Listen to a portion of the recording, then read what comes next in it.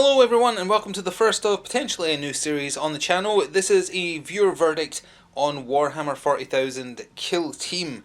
It's been in the works for a little while now, finally made room now that the Metal Gear Solid board game coverage has finished, and we're going to try it out today. If you're not familiar, viewer verdict is your chance to sculpt the channel and let me know what you want to see more of. So if this does well, then you'll definitely see a lot more of it in the future. But watch the video, then take to the comments afterwards and say whether or not you are for or against Kill Team being on the channel. You can go into as much or as little detail as you like.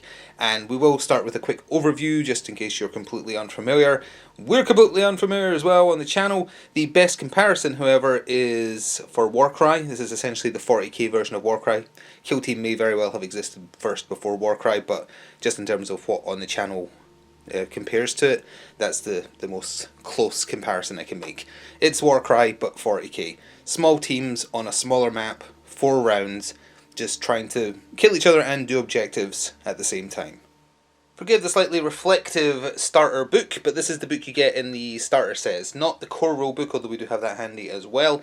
It takes you through the very basics of Kill Team, how to assemble the miniatures to start with, lore about them, and then it takes you through what if scenarios of what if this person is shooting this person, let's roll these dice and pretend that was the result, this is what happened. So that's to teach you the game and its most essential basics. It tells you what every stat on a stat card means. Very basic. Action points, although they call it APL for action point limit, move stats, save stat, wound stats, their various weapons and what the weapons do with their special weapons. It's pretty simple in that regard. A little bit more complicated than Warcry, but still simple is what I would say. Fighting is probably, in terms of close combat fighting, is probably the most complex, but it also seems the most interesting. We'll cover that as it happens today. But anyway, yeah, as you do all these kind of set out tutorials, it eventually leads to what it calls, well, first of all, there's just a description of every unit you get in the starter box for the Ultramarines and Plague Marines. You get to Final Mission, Eternal Struggle, where they give you a criteria of ways to score points and kind of let you have at it with the rules you've learned. It doesn't use the full rules. In the full rules you have 3 different ways to score. In fact, you use these, which came in the Hivestorm box. You get a kill op, a crit op, and a tac op, and you secretly pick one to be the primary op, which gives you 1.5 victory points at the end, I think, in terms of like the multiple, something like that. To keep things simple for this inaugural video, we're not going to use that. We are purely going to use the starter book. That means if you're very familiar with Kill Team and you've been playing it for years, this is going to be a reduced version of the rules because we're playing through the tutorial as it's presented. So bear with us. It's the first time, so there's bound to be mistakes. Be polite with any corrections and try not to do a bunch of time-stamped ones. Just, be nice. It's a new game, so we'll get better at it as we go. With that, Eternal Struggle is essentially just you're fighting each other. Angels of Death is what it calls the Space Marine Kill Team incidentally. Plague Marines, it tells you there's set drop zones. I'm not using the terrain that came with the starter box. I decided to use the Hivestorm terrain because I think it looks better for the purposes of the video. There is 3 objectives which are already on the map. We have access to a secure objective special ability, which is related to how we score points. How we score points specifically is down there in the bottom right. Players score victory points as follows. Players receive 1 victory point every time they slay an enemy operative. Players receive 1 victory point at the end of the game if they have slain more enemy operatives than the opponent. That's basically the kill op from the full rules. Players receive 1 victory point at the end of every turning point, which is what they refer to as turns or rounds, of which there are 4, after the first if they have secured any objectives. So no scoring of the objectives in turn 1, you can secure them though, and points going on from turn 2 onwards. Players score 1 victory point at the end of every turning point after the first if they have secured more objectives than their opponent. So turns 2 to 4, victory point for securing objective, extra bonus victory point if you have more than the opponent.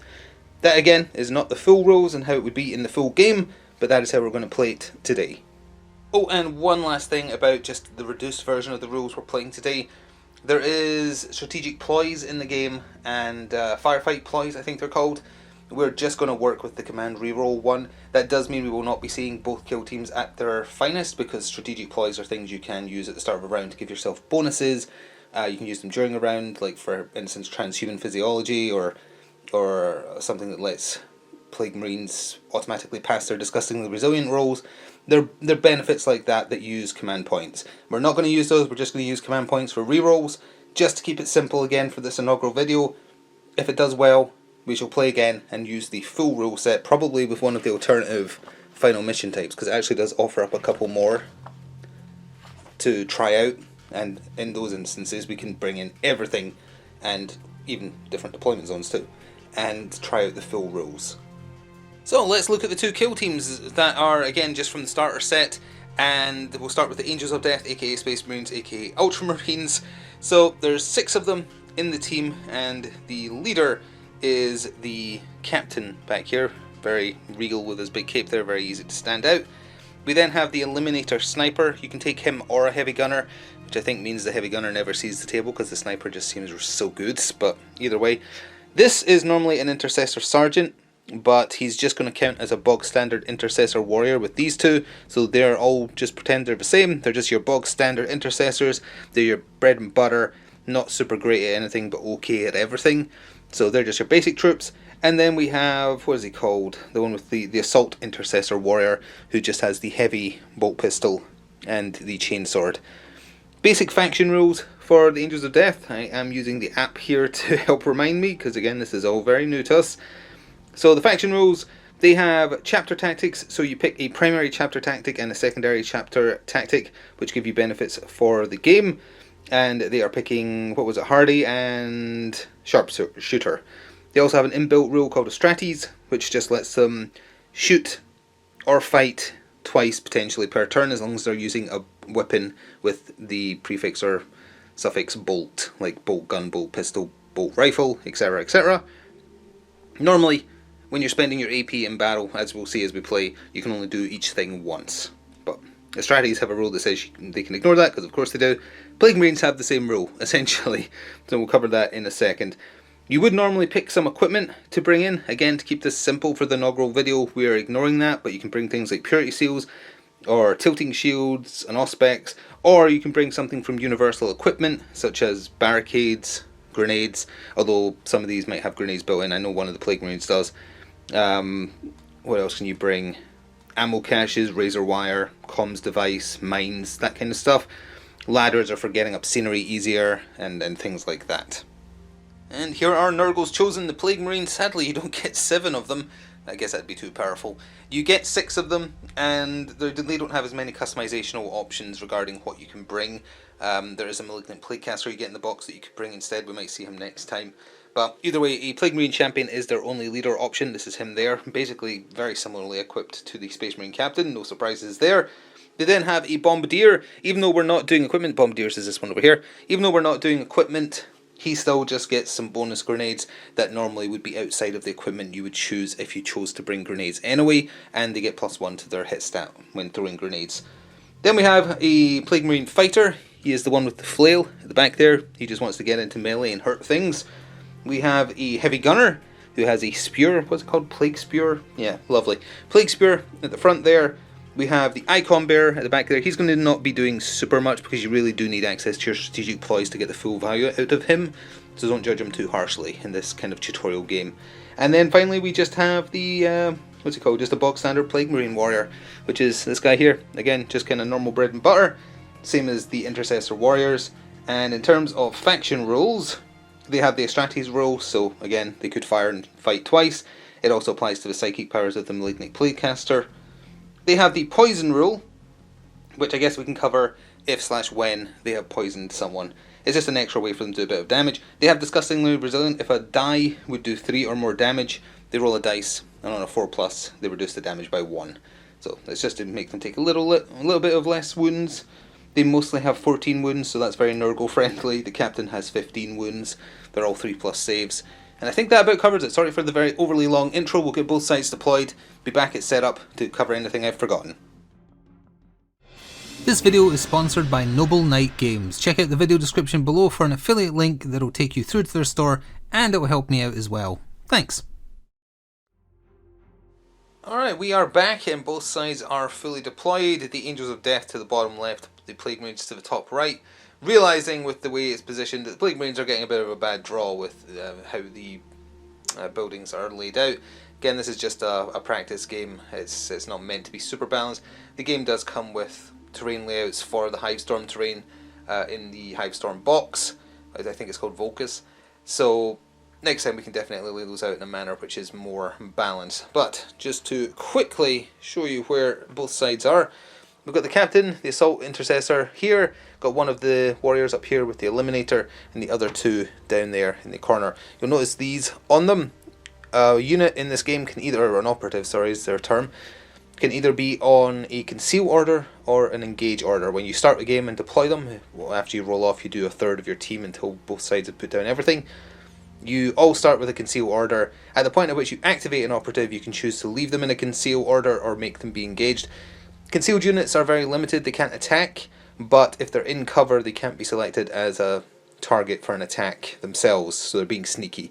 In most cases I think the sniper actually has a rule for getting around that, but beyond that, that's the gist of it. An engage order means you can have access to your full abilities, you can charge, you can shoot, you can do everything, but you're a valid target for everything coming after you. And then if we come over here to the other end of the table, up there, we can see basically where most of the Plague Marines are. Got three of them over here, got one of the warrior up here, and then the captain and the one with grenades are inside the building there. The Plague Marines will be going first, and I think that about covers it. I don't think anything else was forgotten to mention. So we're going into round 1 of 4, and the objectives, while you can still go start getting into position for them, etc., will not score in the first turn, but the kills will add up.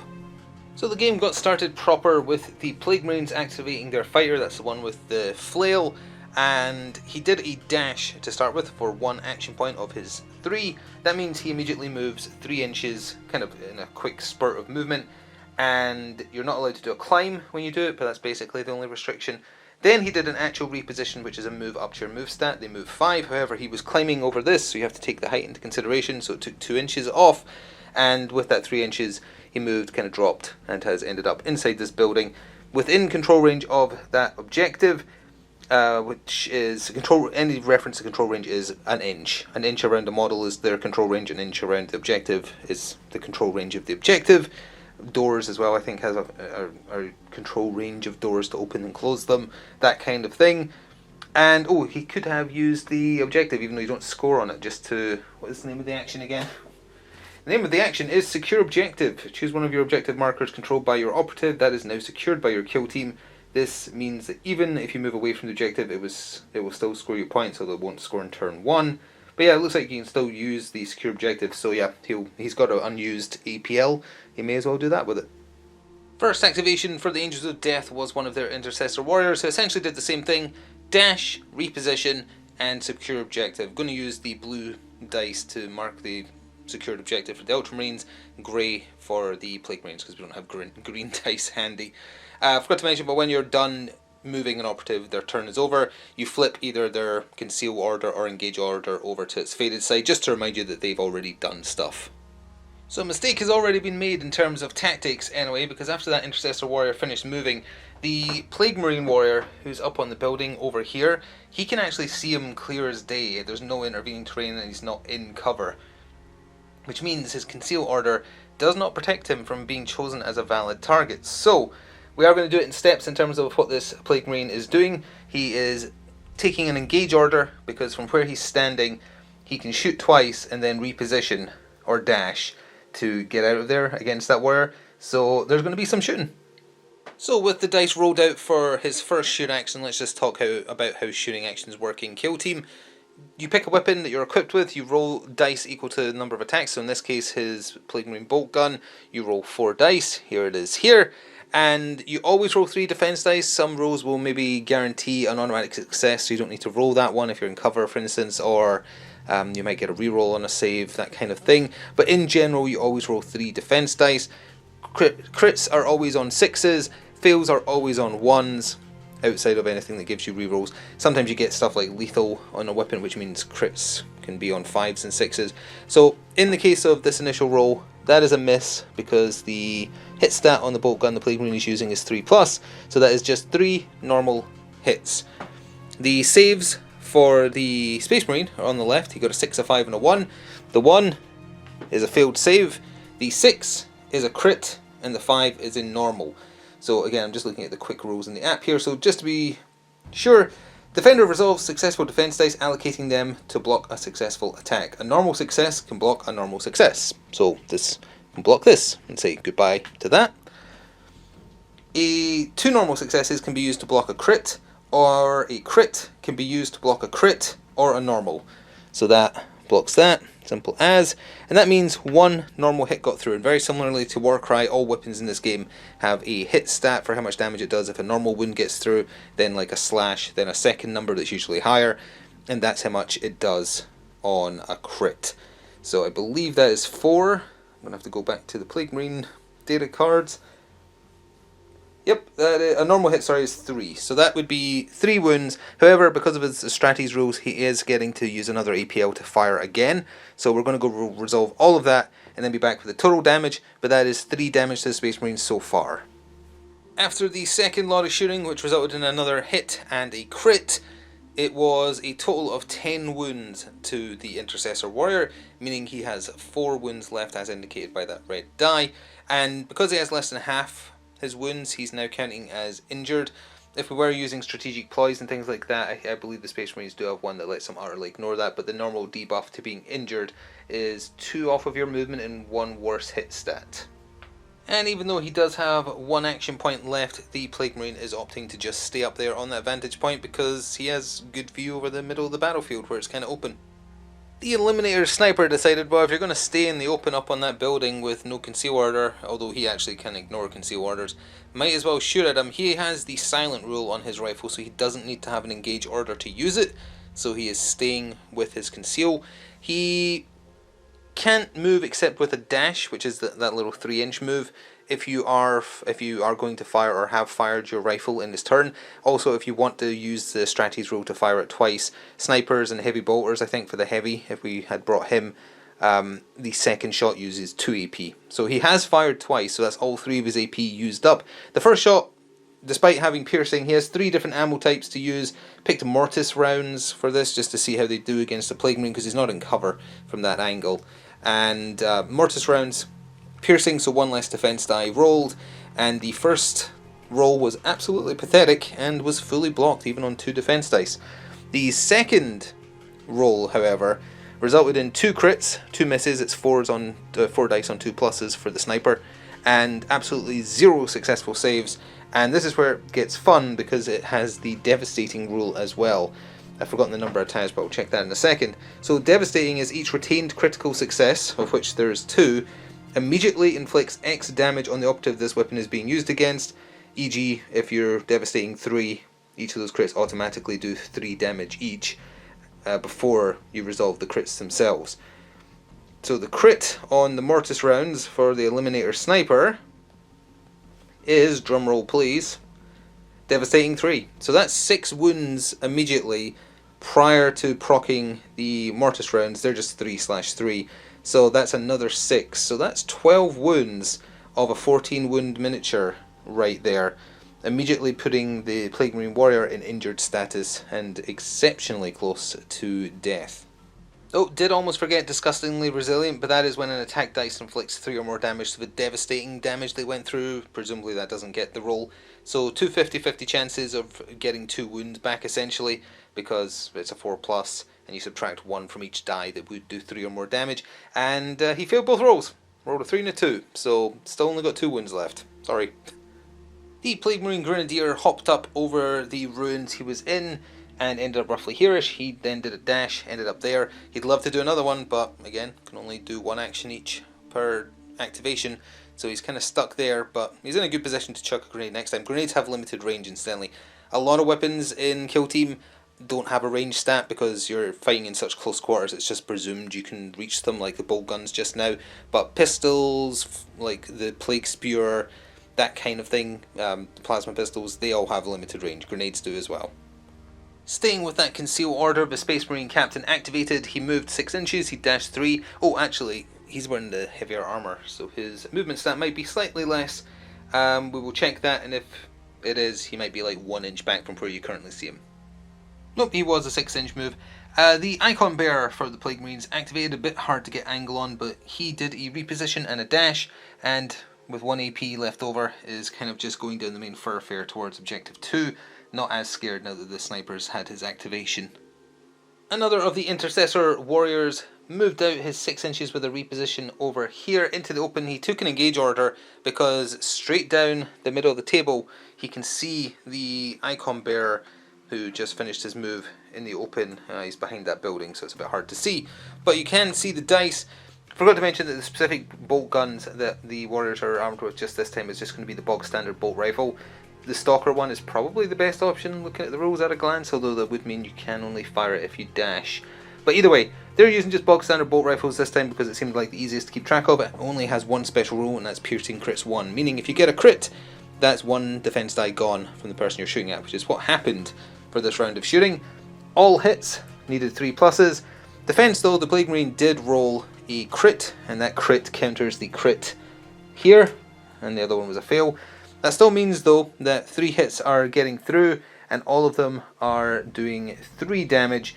And we'll need to roll for Disgustingly Resilient, and then he's going to fire again, so we're using the Astrates rule, so we'll be back with the total amount of damage done to the icon bearer. Well, after rolling out that other attack, what you see before you is the leftover successes from the Intercessor Warrior. It was just 3 bog standard hits. This is not saves over here, this is Disgustingly Resilience, because those are the 3 that got through. 2 Disgustingly Resilience though mean that instead of 3, 3, 3, so 9, it's actually just 7 damage, but on top of the 8 he just took, that is 15, and he has 14 wounds, so the icon bearer is out of there. So definitely the lessons learning here for the first time playing Kill Team ever is cover is insanely important, and if you're not in it, you're in trouble. The Plague Marine champion, who I think I called Captain by accident earlier just because that's the name of the Space Marine equivalent of him, activated. He climbed up and over, well, he dashed first, sorry, then he repositioned, doing a climb up and over the train, and is sort of hiding behind there. We totally forgot that there is additional rules for being on a vantage point above a target that we did not take into consideration. It didn't matter for the sniper shooting at the Plague Marine because they're on equivalently heightened levels, but were the sniper to shoot at the champion, for instance, I don't think he gets that cover because he is on a vantage point above him. If you're on a really high vantage point, you actually get a couple of benefits. We'll cover that in the next round because I'm sure the sniper is going to shoot at someone on ground level, so it will matter then. Being very sneaky deaky like, the Assault Intercessor did a dash and a reposition and has ended right over there, leaving just the final Intercessor Warrior for the Space Marines, and I think it's the Plague Spear for the Plague Marines to go, and that's their last activation for the round. And the Plague Marine with the Plague Spear has moved and has just positioned himself right behind what I think was meant to be a bit of bomb scatter terrain from a really old 40k set, but it's enough, like it's large enough compared to him that, yeah, I'm fine saying he's definitely got cover from that angle. So the final activation of round 1 would be this Intercessor Warrior here. He is just going to unactivate and keep that conceal order on him. The reason for that is, yes, you get a benefit for shooting from vantage terrain, just went and looked it up in the main rulebook there, but it doesn't obfuscate the benefits of being on obscure in cover. So for instance, the Plague Marine champion is in cover with a conceal order. Standard Bearer was in the open, so obscured order meant nothing, but every valid target he has from the angle at which he's at, actually maybe not, maybe would he see him from that angle? We're going to have to come around the camera here to check and get eye level. I feel like this is intervening, but he's not against that, so I'm not sure if that counts as providing cover to him. We'll say it does just so we can move on, but that's something that I wouldn't mind getting cleared up in the comments if you're more familiar with Kill Team. Like, if you're looking from the point of view of that Space Marine who's activated, this is definitely obscuring a fair amount of him, but he's not against it, so does he still count as being in cover for the purposes of the obscure? That's a little vague on that, whether or not that counts or not, so do let us know. For the purposes of not looking up rules for the next half an hour, we'll just move on to the end of the round. At the end of round 1, the Angels of Death / Space Marines are scoring precisely 1 victory point for having taken out one of the Plague Marines on the pseudo kill op that's attached to Eternal Struggle in the tutorial booklet of the starter set. None of the other scoring conditions can happen because a couple of them happen at the end of the game, and the objectives are not technically activated until turning point 2, which is what we're going into now. So at the beginning of turning point 2 of a total of 4, you do an initiative roll, and whoever wins get to pick whether they go first or second. Then, again, if you're using the full rolls, you would go into, are you spending any CP on any strategic ploys that you have to announce at the start of the phase, that kind of thing. And did forget to mention, but each turn you do get 1 command point, and whoever doesn't get initiative gets a bonus 1, if I remember correctly. But again, we're just using rerolls this time to try and keep it simple. Bet the Plague Marines wish they were going first, because they're going to get sniped, and the sniper seems very powerful in a layout that's accidentally provided not much cover. But again, learning from mistakes, first time ever playing, don't be too harsh on us. So round 2 got started with the Eliminator Sniper activating and firing a Mortis round into the Plague Marine Warrior all the way over here, who has that engage order in the open, which as it turns out is basically a death sentence in this game. Fired a Mortis round, and 2 normal hits got through, which would be 6 wounds. 2 disgustingly resilient round rolls were passed, rather. So that is 4, but he only had 2 left. So that is, there we go. That is him out of there, and he won't be getting an activation. He is not done with his turn yet. We were just handling it step by step. He's going to fire that sniper again, because he can shoot those people in cover with concealed orders. So while looking up the rules regarding shooting an obscured target, as in literally obscured, accidentally also found out that yeah, this probably would have provided obscuring. The only difference would be if the person firing was within an inch of it rather than the person being fired at. So the warrior could have fired at the end of the last turn, but too late for that now. So the sniper is firing at the Plague Champion there, who has an obscure order. His silent lets him still target him, but he is behind that cover and is obscured. So when you're shooting at an obscured target, and this is from the main rulebook, which we have open here, a couple of different things happen. One, the attacker must discard 1 success of their choice instead of retaining it. So it needed 2 pluses, so all of them. So there's 1 gone.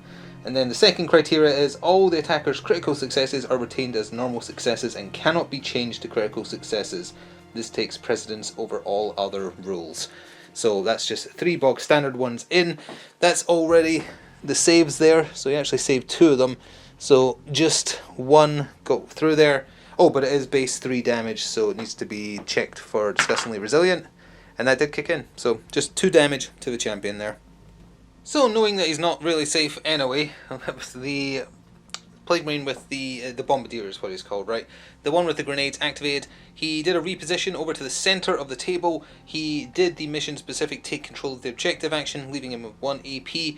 He has blight grenades as part of his free equipment, so he chucked one of those at the intercessor there, and it exploded on him, and it has the severe rule, so if you don't get any crits, you can change a normal success to a crit. That's already been applied to his roll.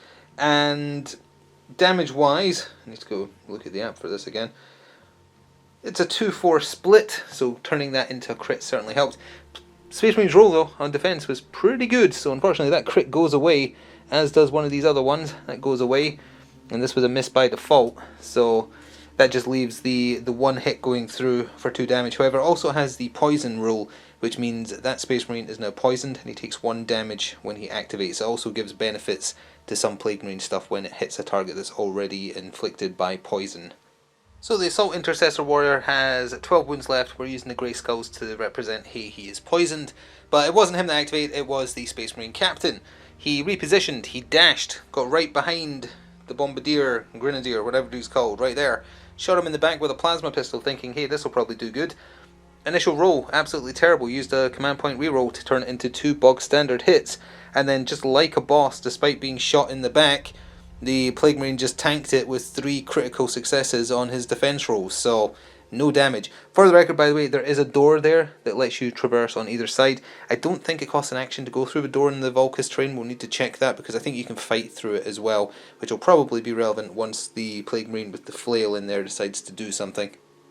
Well, it wasn't the Plague Marine with the flail that activated, it was instead their heavy gunner with the Plague Spear. It's got a 7-inch range. He moved into position right there and he spewed it all over the Space Marine Captain. 5 dice hitting on 2 pluses. Saturate, Severe, and Torrent it's got on it. So Saturate just means it ignores cover. Severe we've already covered. And on that note, one of those counts as a crit because he didn't roll any crits. And Torrent would just be a target within 2 inches of the initial target, could also be hit, but that isn't applicable. It does also do poison if any damage gets through. On that note, the Space Marine Captain did a crit save and a normal save. That's nothing right there. So that's nothing, this is nothing, and he takes away the crit and one other success, leaving just 2 bog standard successes. It is a 3-3 split weapon though, so that's still 6 wounds of the 15, I think, that the captain has. Well, even if you are shooting at a person in the wide open, it doesn't always work out. Taking an engage order, this Intercessor Warrior activated and shot at the Plague Spear wielding Plague Marine.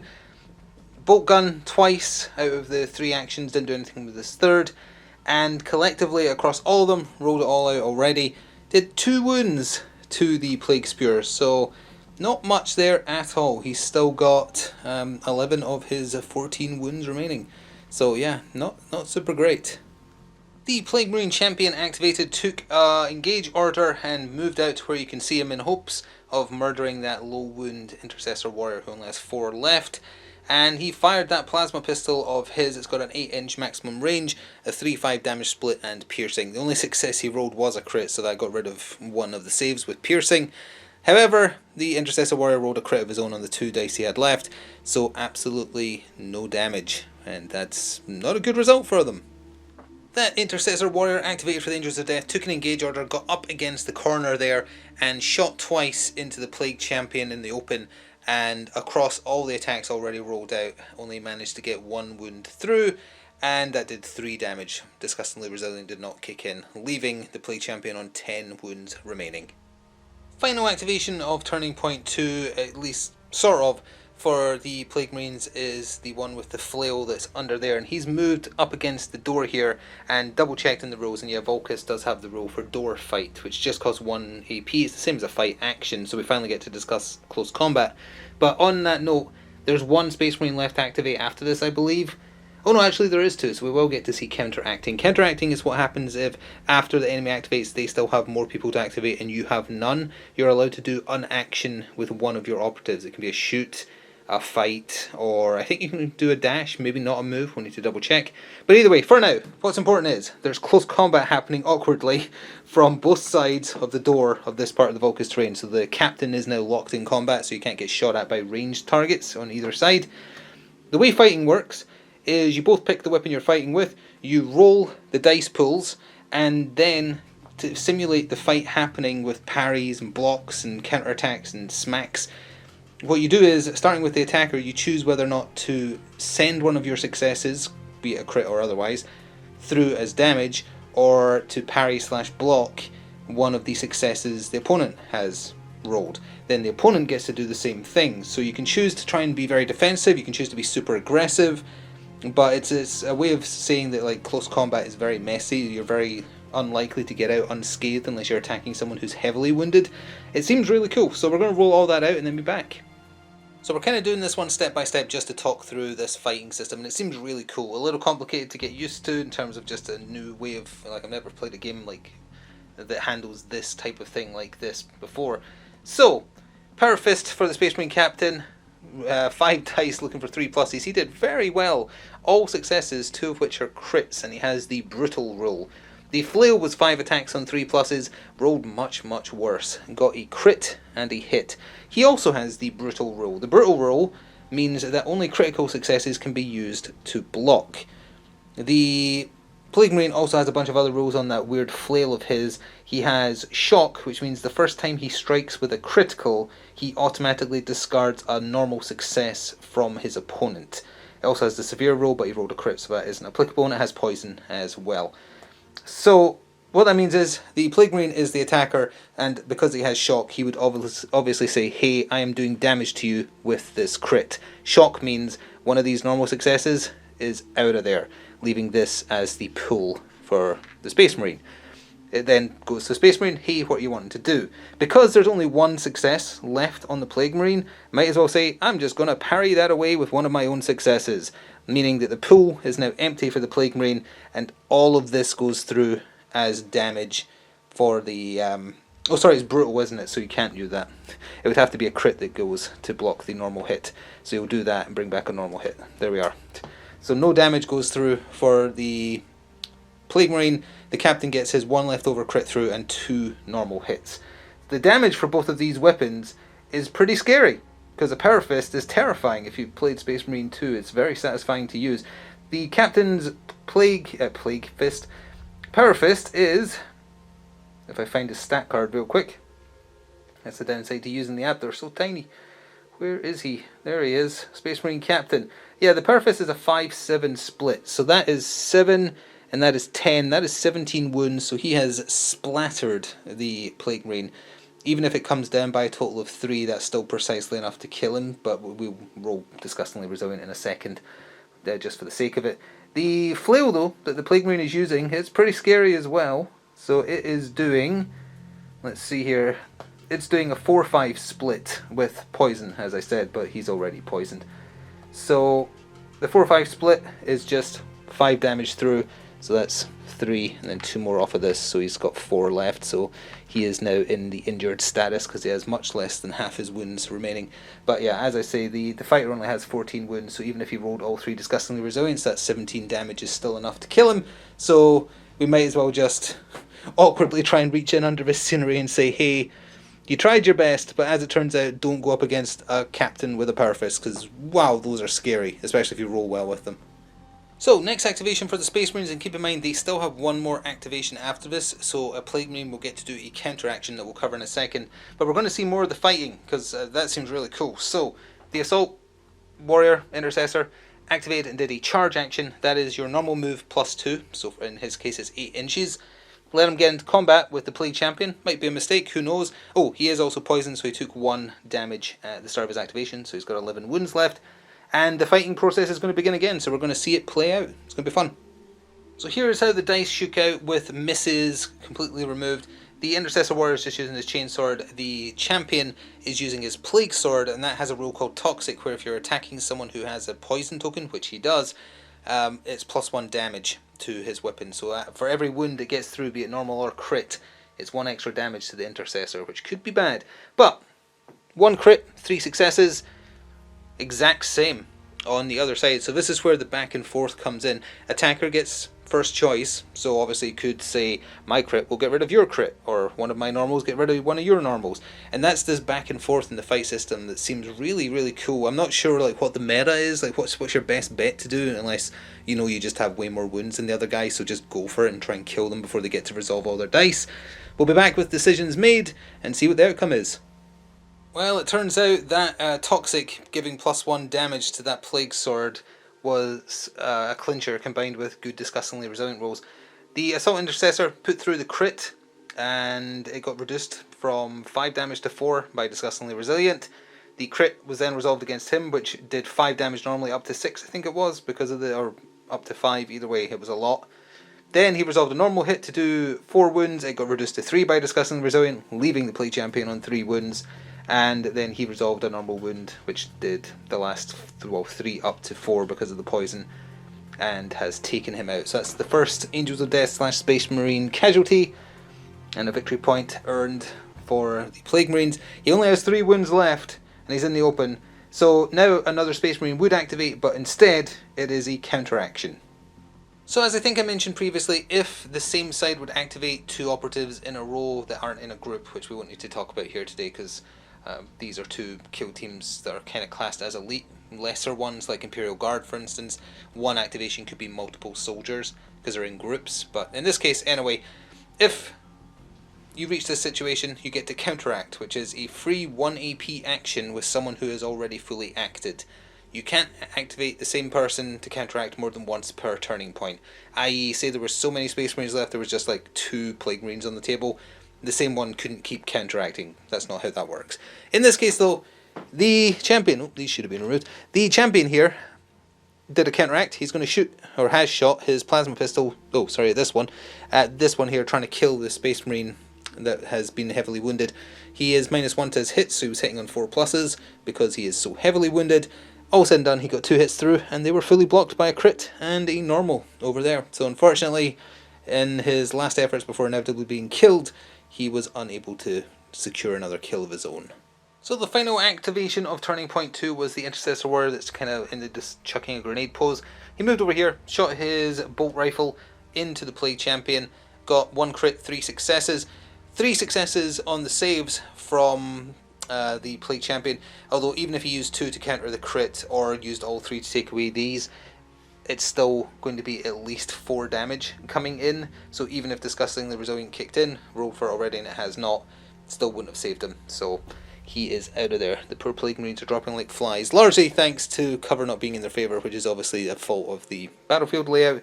Learning lessons as we're playing for sure. So that is the end of the turning point, and now the objectives are scoreable.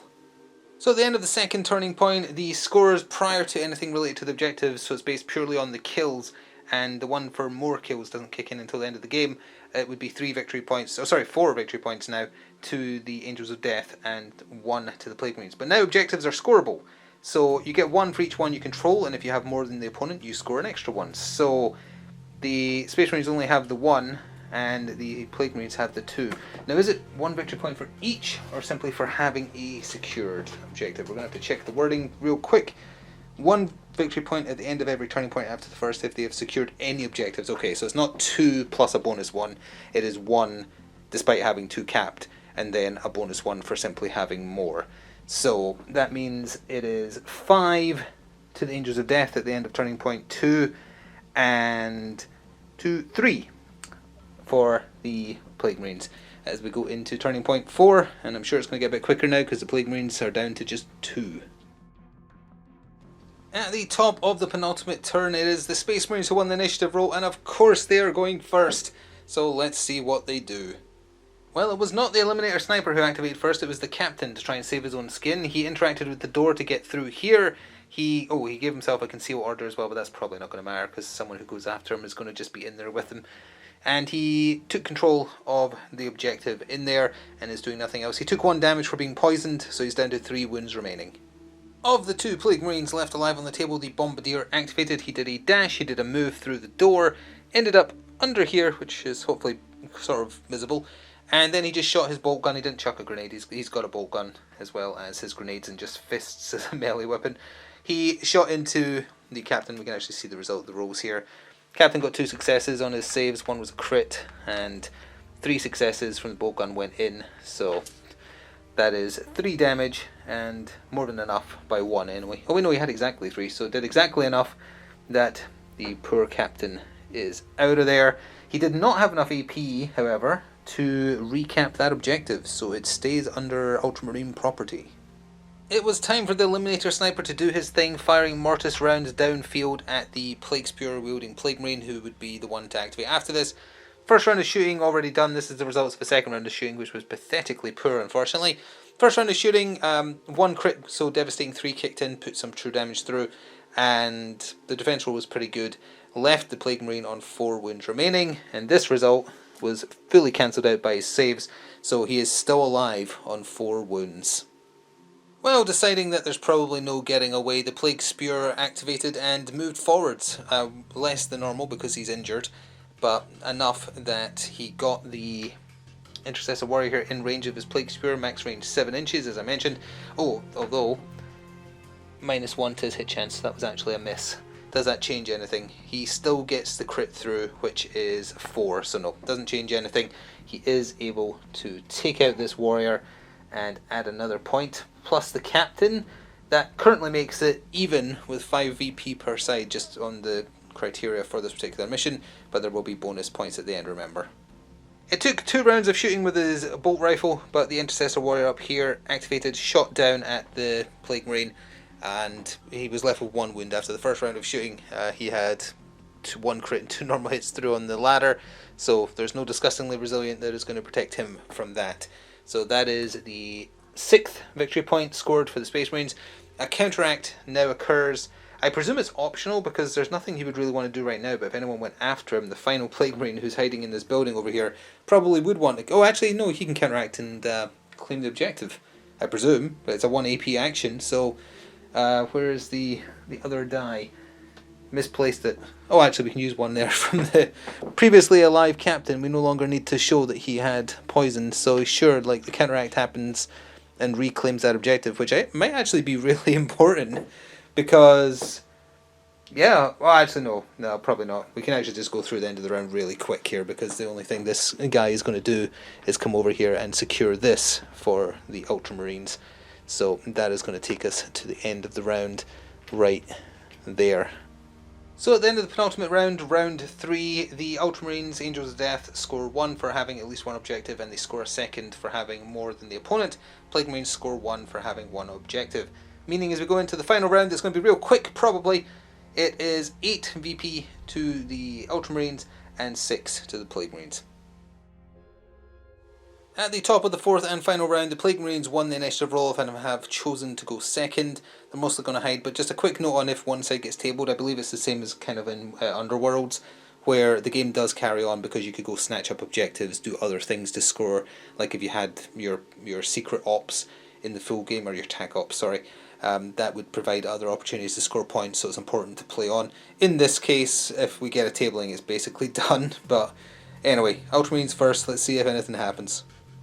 The Intercessor Warrior that has been hanging out with the Eliminator Sniper the entire round dropped down, losing most of his movement there, did a dash, and has ended there. Nothing else. Well, it looks like we reached the end of the game quicker than expected, because the surviving Plague Marine, if he goes out the door, he's just going to get shot at and then sniped. If he climbs up here, he's going to get sniped. Sure, he'll be in cover, but even if he has an obscure order, the sniper can still fire at him because of just how the sniper's rules work. He has a 2 AP ability he can use to see people who are in that situation, so he'd still get to fire him at once. Probably wouldn't kill him. And the surviving Space Marine, so if he is ending his activation in there, the surviving Space Marine over here, even with a dash and then a move, can't get close enough and would be in his area of control anyway, so wouldn't be able to go past him, even if he did have extra movement from somewhere. So I think that does take us to the end of the game and the tally of the final scores. So sure.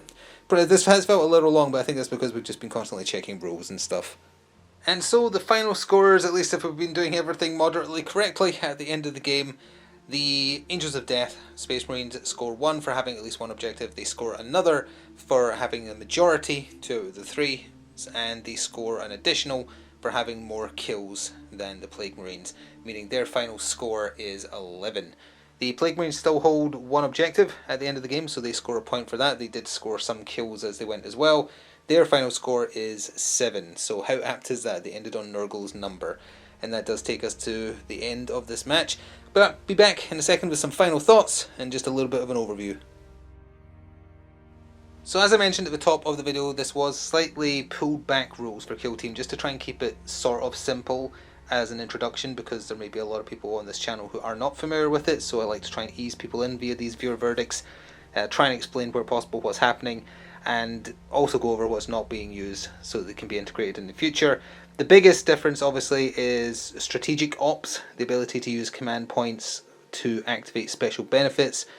The Plague Marines of Nurgle could certainly have done that at multiple times to reduce the damage they were receiving, or to use the Icon Bearer if he didn't die so quickly in a manner which creates a negative debuff bubble around him, for instance, that kind of stuff. And the Space Marines can use equivalent of. They're very similar, and that's why they're in the starter set together.